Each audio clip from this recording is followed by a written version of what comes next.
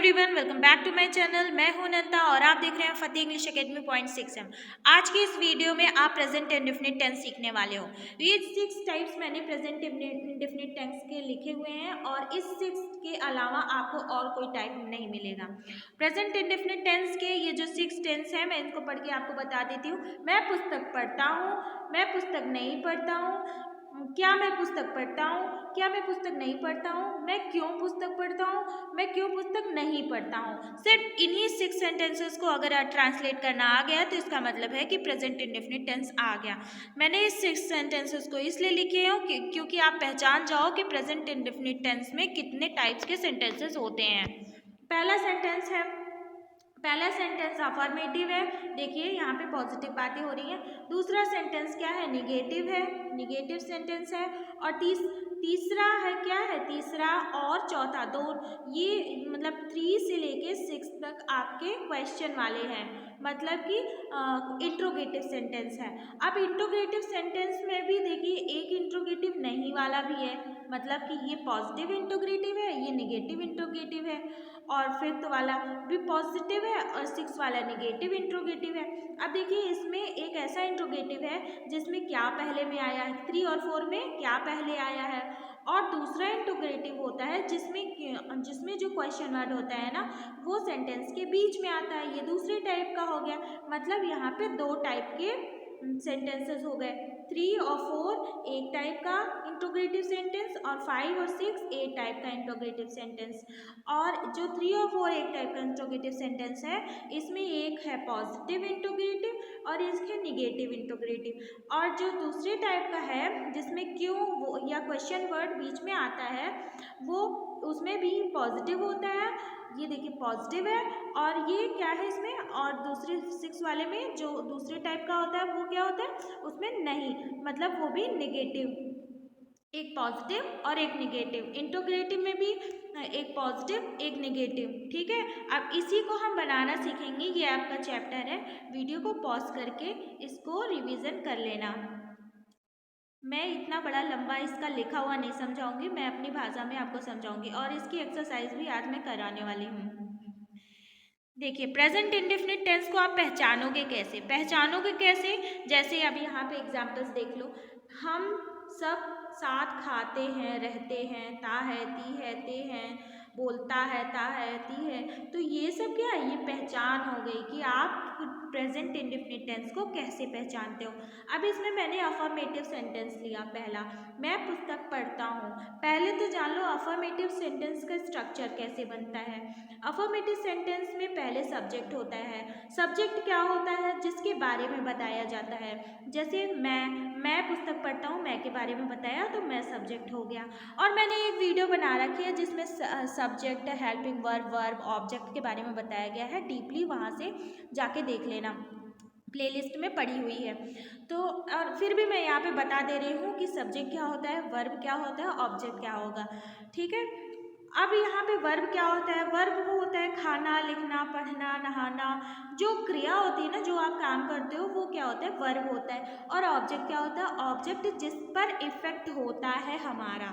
जैसे पुस्तक पर इफेक्ट हुआ कि हमने पुस्तक को पढ़ा, तो मैं पुस्तक पढ़ता हूँ, तो ये क्या हो गया, ऑब्जेक्ट हो गया। ऑब्जेक्ट क्या है, पुस्तक। ठीक है, अब यहाँ पे हम ये समझेंगे कि ये जो मैंने स्ट्रक्चर लिखा है ना, ये स्ट्रक्चर क्या काम करता है, कैसे काम करता है।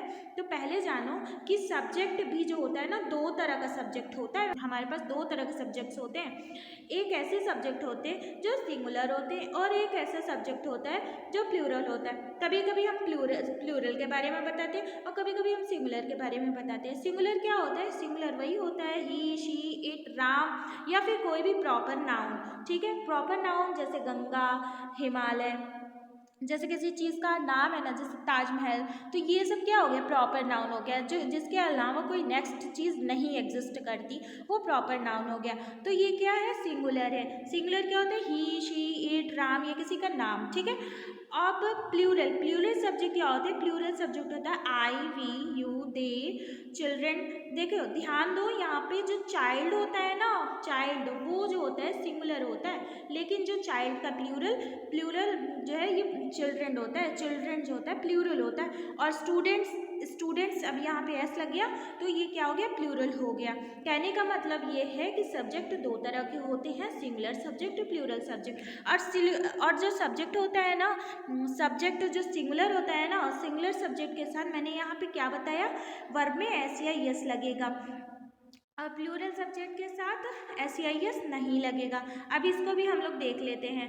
अब वर्ब कहाँ है, इसमें वर्ब है रीड पढ़ना।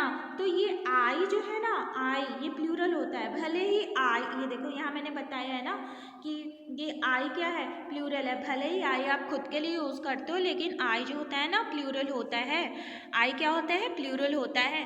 तो इस सेंटेंस को मैं कैसे ट्रांसलेट करूँगी, आई रीड।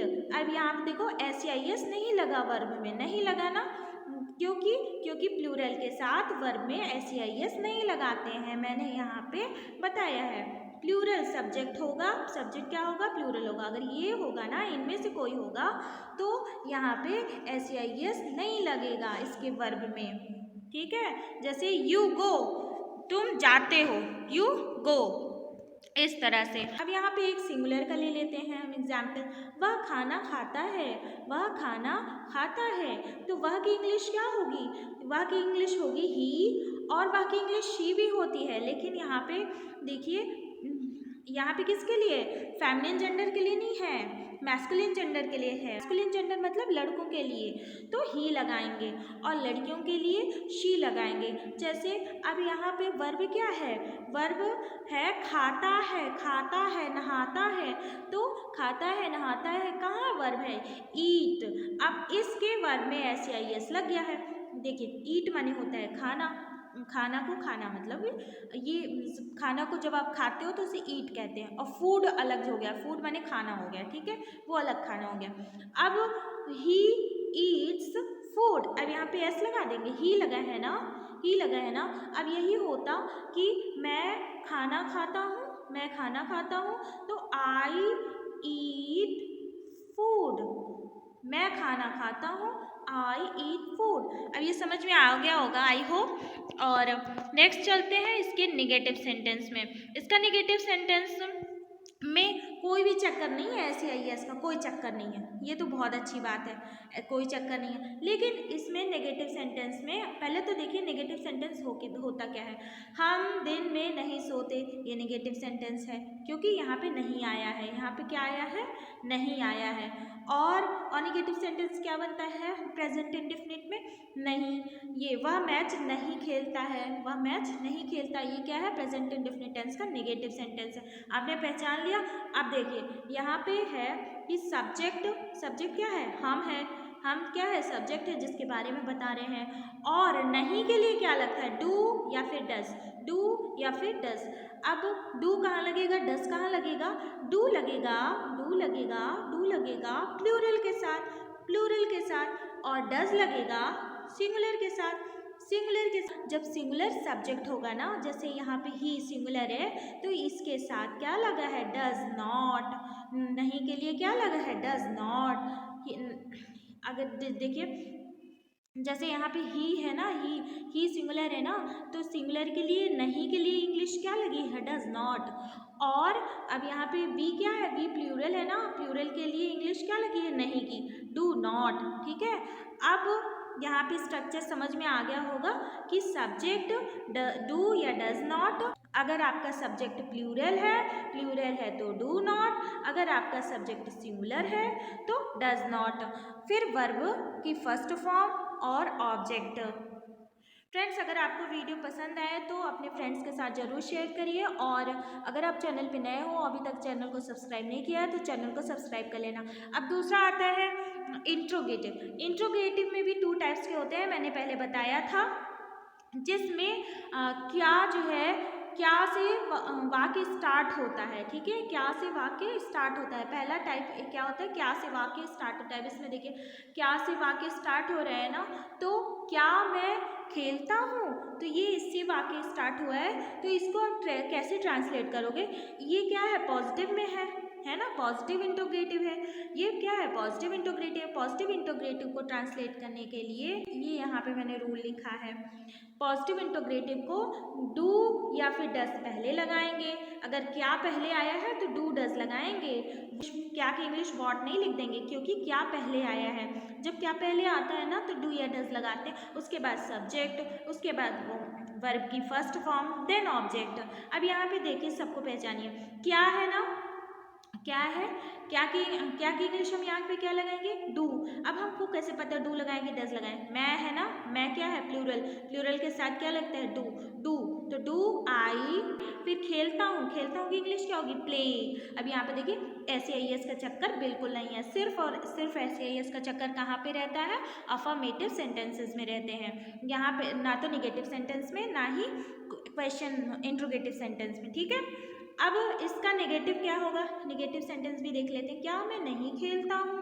क्या मैं नहीं खेलता हूँ निगेटिव के लिए? ये बहुत सिंपल है, बहुत सिंपल है। बस ऐसे दिख रहा है बड़े बड़े फॉर्मूले, पर ये बहुत सिंपल है, बहुत आसान है। जैसे अब डू या डस किसके लिए लगता है? डू उसके लिए प्लूरल के लिए लगता है। डू किसके लिए लगता है? प्लूरल के लिए। और डस किसके लिए लगता है? सिंगुलर के लिए। और सब्जेक्ट तो पता ही है, जिसके बारे में बताते हैं। फिर यहाँ पे नॉट लगाएंगे, फिर वर्ब लगाएंगे, जो खाना पीना नहाना जो भी होगा वर्ब उसका, फिर उसके बाद ऑब्जेक्ट लगाएंगे। ठीक है, अब जैसे यहाँ पे है सेंटेंस, क्या मैं नहीं खेलता हूँ, तो क्या के लिए आप वॉट नहीं लगा देंगे। वॉट क्या हो जाएगा? गलत हो जाएगा। वॉट नहीं लगाते, क्योंकि क्या से सेंटेंस स्टार्ट हो रहा है, तो इसके लिए हम डू लगाएंगे या डज लगाएंगे। तो डू इसलिए लगाएंगे क्योंकि यहाँ पे आई है। आई क्या होता है? प्लूरल होता है। फिर नहीं की इंग्लिश नॉट। ठीक है, do I not play, do I not play. अब सेकेंड टाइप पे जाएंगे। सेकेंड टाइप पे जब जब जो प्रश्नवाचक वाक्य के बीच में जब शब्द आए ना, इंट्रोगेटिव वर्ड्स आए। पहले तो आप इंट्रोगेटिव वर्ड्स देख लो होते क्या क्या है। इंट्रोगेटिव वर्ड्स वही होते हैं जो क्वेश्चन पूछते रहते हैं, जैसे क्या, क्यों, कहाँ, कब, कैसे, कौन। कौन, अब यहाँ पे मैंने 2 बार कौन इसलिए लिखा है क्योंकि हु माने होता है कौन। जब हम लिविंग थिंग के लिए, जो चीज़ जिंदा होती है लिविंग थिंग के लिए, तो यूज़ करते हैं कौन, तब हम हु बोलते हैं इंग्लिश में। और जब हम हिंदी में, देखिए हिंदी में दोनों सेम है, लेकिन इंग्लिश में आप अलग अलग बोलोगे। अब नॉन लिविंग थिंग के लिए आप विच बोलोगे। ठीक है, नॉन लिविंग थिंग के लिए आप विच बोलोगे। और ये रहा इंट्रोगेटिव, जब सेंटेंस के बीच में आता है ना, जैसे ये सेंटेंस के बीच में आ गया, वह क्या खाता है, वह क्या खाता है। देखिए सेंटेंस के बीच में आया ना, क्या, वह क्या। पहले हम इसके पहले वाला देखे थे, इसके पहले वाला क्या देखे थे, इसके पहले वाला क्या करके था, लेकिन यहाँ पे क्या जो है बीच में आया है। इंट्रोगेटिव वर्ड क्या है? बीच में आया है। जैसे वह क्या नहीं खाता है। ठीक है, तो ये मैंने सेंटेंस पहचाना बताया कि अभी जो सेकेंड टाइप का इंट्रोगेटिव सेंटेंस है, उसमें जब क्वेश्चन वर्ड बीच में आए तो वो सेकेंड टाइप का होता है। ठीक है, अब सेकेंड टाइप में भी पॉजिटिव होता है और नेगेटिव होता है इंट्रोगेटिव। अब पॉजिटिव नेगेटिव कैसे सेकेंड टाइप में? ये जो सेकेंड टाइप है ना, इसमें ये देखिए, इसमें ये, इसको मैं छोटा कर दे रही हूँ। हाँ, ये वह क्या खाता है, ये पॉजिटिव इंट्रोगेटिव है और बीच में आया है एक टाइप का, है ना। और दूसरा क्या है? वह क्या नहीं खाता है, वह क्या नहीं खाता है, ये निगेटिव इंट्रोगेटिव है। हाँ, और ये बीच में क्या आया है। ठीक है, तो ये 2 तरह के हो गए। अब इसका फॉर्मूला देखिए, इंट्रोगेटिव वर्ड हम पहले लगाते हैं, तो क्या की इंग्लिश हम पहले लिखेंगे वॉट, फिर उसके बाद डू या डज। तो डू या डज किस पे डिपेंड करता है? सब्जेक्ट पे। सब्जेक्ट क्या है? सब्जेक्ट है यहाँ पे वह। वह की इंग्लिश होती है ही क्या है? सिंगुलर है, सिंगुलर है तो डज लगा देंगे। उसके बाद खाता है, पीता है, नहाता है, वर्ब की फर्स्ट फॉर्म लग जाएगी। अब नेगेटिव सेंटेंस, अब नेगेटिव सेंटेंस कैसे? ये से पहले क्वेश्चन वर्ड की इंग्लिश लिखेंगे। अब यहाँ हम क्वेश्चन वर्ड की इंग्लिश क्यों लिख रहे हैं? क्यों लिख रहे हैं यहाँ पे आगे क्वेश्चन वर्ड? क्योंकि क्वेश्चन वर्ड यहाँ बीच में है। अगर क्वेश्चन वर्ड आगे होता ना, तब हम डू या डज लगाते, लेकिन यहाँ क्वेश्चन वर्ड क्या है? बीच में है। जब बीच में है ना, तो क्वेश्चन वर्ड की हम इंग्लिश लिखेंगे। और पहले देखिए क्वेश्चन वर्ड की इंग्लिश लिख दिए ना, उसके बाद डू या डज। डू या डज किस पे डिपेंड करता है? यहाँ के जो सब्जेक्ट है उसके ऊपर। सब्जेक्ट क्या है? ही है। ही क्या है? सिंगुलर है। सिंगुलर के साथ डज लगता है, डज डज डज। उसके बाद सब्जेक्ट। ठीक है, what does he, what does he, फिर सब्जेक्ट, फिर उसके बाद क्या लगेगा, नॉट। नॉट क्यों, क्योंकि नहीं का आप इंग्लिश में नॉट, ठीक है। उसके बाद वर्ब की फर्स्ट फॉर्म, उसके बाद अगर कोई ऑब्जेक्ट होता कि वह क्या नहीं खाता है, ऐसा कोई आगे कोई, उसके बाद ऑब्जेक्ट लगेगा, ठीक है, ईट। आई होप कि ये आपको समझ में आ गया होगा। अगर नहीं समझ में आया 2 बार 3 बार 4 बार वीडियो देखे, लेकिन आपको धीरे धीरे समझ में आ जाएगा। तो चलो हम प्रैक्टिस कर लेते हैं। पहला सेंटेंस है, पहला कुछ इंग्लिश को हिंदी में ट्रांसलेट करना है, ठीक है। ही गोज टू स्कूल, तो वह विद्यालय जाता है। ही की इंग्लिश हो जाएगी वह, स्कूल की इंग्लिश विद्यालय, और जाता है की इंग्लिश होती है गोज, ठीक है। जाता है की इंग्लिश क्या होती है, गोज। और दे डू नॉट लाफ, तो दे की इंग्लिश क्या होगी, वे। फ्रेंड्स, मैं जो शॉर्ट वीडियो अपलोड करती हूँ ना, उसमें वर्ड मीनिंग रहता है, उसको आप लर्न कर लीजिएगा वर्ड मीनिंग, और वर्ड मीनिंग लर्न करते हुए अपने नोटबुक में नोट डाउन कर लीजिएगा, ठीक है। क्योंकि बिना वर्ड मीनिंग लर्न किए आप ट्रांसलेट नहीं कर सकते हो, ना ही इंग्लिश बोल सकते हो, इसलिए वर्ड मीनिंग ज़रूर से ज़रूर कर लीजिएगा। और अगर अभी तक आप चैनल पे नए हो, चैनल को सब्सक्राइब नहीं किया हो, तो चैनल को सब्सक्राइब कर लो, क्योंकि यहाँ पे आपको स्पोकन इंग्लिश से लेके ग्रामर का बेस मजबूत किया जाएगा, ठीक है। दे डू नॉट लाफ, वे हंसते नहीं हैं। दे की इंग्लिश वे। डू नॉट क्यों लगा है, क्योंकि दे जो है ना वो प्लूरल है, आई वी यू दे ये सब प्लूरल होता है, और लाफ माने हंसना, वे हंसते नहीं हैं। तो डू देयर पेरेंट्स कम, अब देखिए यहाँ पे डू लगा है ना, तो क्वेश्चन वर्ड आगे आ जाएगा हिंदी में क्या उनके, देयर मतलब उनके माता पिता, मतलब पेरेंट्स तो दोनों में आते हैं। कम की हिंदी क्या होगी, कम की हिंदी होगी आते हैं। अब यहाँ पे does he speak truth, does he speak truth, अब डज लगा है ना, तो देख के यहाँ पे क्या लगा दीजिए। उसके बाद ही की हिंदी होती है वह, और स्पीक माने होता है बोलना, और ट्रूथ मतलब होता है सच। आई डू नॉट रीड, मैं नहीं पढ़ता हूँ। आई की हिंदी होती है मैं। डू नॉट इसलिए लगा है क्योंकि आई जो है प्लूरल है, और डू नॉट की हिंदी क्या होगी, नहीं, और रीड मतलब पढ़ता हूँ।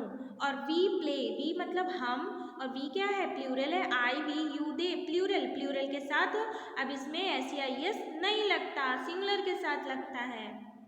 आई गो टू टेम्पल का हो जाएगा मैं मंदिर जाता हूँ, ठीक है। मैंने अब इंग्लिश से हिंदी ट्रांसलेट किया। ये इंग्लिश से हिंदी ट्रांसलेट करने में क्या होगा है ना, कि जब कभी आपके सामने कोई इंग्लिश में बोल रहा है ना, तो उसको आप समझ सकते हो कि हाँ वो क्या बोल रहे हैं। और जब आप कभी अपनी बुक पढ़ोगे ना, इंग्लिश मीडियम में हो, तो इंग्लिश मीडियम की बुक पढ़ोगे, इंग्लिश में लिखा है, तो उसको हिंदी में माइंड में ट्रांसलेट कर लोगे। हम सब साथ रहते हैं, तो हम क्या होता है, हम जो होता है प्लूरल होता है। तो वी ऑल मतलब सब, लिव मतलब रहते हैं, साथ मतलब together, we all live together, यहाँ पे ऑब्जेक्ट है, टुगेदर क्या है, ऑब्जेक्ट है। वह यहाँ नहीं रहता है, he does not live here, वह मधुर आवाज रखती है। अब ये थोड़ा सा डिफरेंट आ गया, ये इस टेंस का नहीं था, पर समझ लीजिए कि she has a sweet voice. जब उसके पास रखता है होता है ना, कि कोई चीज़ जब पास में होती है तो उसको हैज़ या हैव पे बोलते हैं, पर ये थोड़ा सा अलग टाइप हो गया, पर इसकी इंग्लिश यही होगी। रमा अच्छा नहीं गाती, रामा क्या है, सिंगुलर है ना, तो डज नॉट, अच्छा वेल बाद में हो जाएगा क्योंकि ऑब्जेक्ट, बीच में क्या आएगा, वर्ब आएगा सिंग, ठीक है। अब सुमन झूठ नहीं बोलती, सुमन डज नॉट लाई, सुमन क्या है, सिंगुलर के साथ डज नॉट, लाई मतलब झूठ बोलना, ठीक है। कंचन पत्र लिखती है, कंचन राइट्स द लेटर। अब राइट्स क्या है, राइट माने लिखना। अब एस क्यों लगा है, क्योंकि कंचन सिंगुलर है, कंचन एक वचन है, ठीक है।